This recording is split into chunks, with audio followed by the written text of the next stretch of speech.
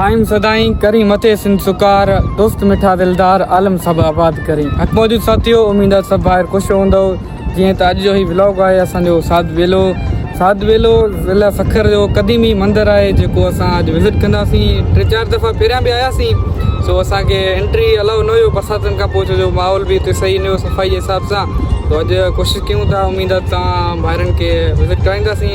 सो असांखे त हितां तक़रीबन 10-15 मिंट परे आहे ऐं रोड़ी जो आहे। काफ़ी दोस्त पुछनि पिया तव्हां किथां जा आहियो, सो रोड़ी ज़िला सखर तालका रोड़ी। ऐं मूंसां गॾु मुंहिंजा ॿ पहिरीं प्यारा दोस्त आदर सिंधी, पहिरियों भाउ जानम चांडियो। सो असां टई अॼु वेंदासीं साध बेलो।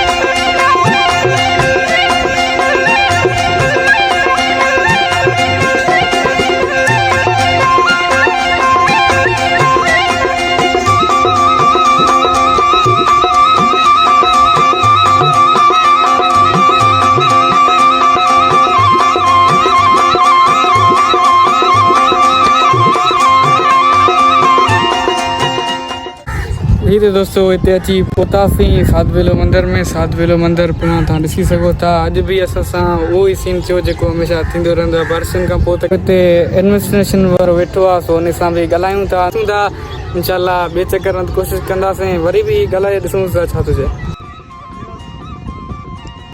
माज़रत सां चवणु थो पए संगत, एंट्री अलाउ न आहे फ़िलहाल मुस्लिम कम्यूनिटी लाइ, छो जो हिंदू भाइरनि जा कुझु त्योहार हली रहिया आहिनि जेके 17 अक्टूबर ताईं हलंदा।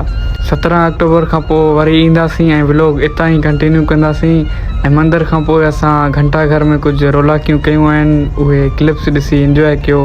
तेसीं ताईं अल्लाह हाफ़िज़।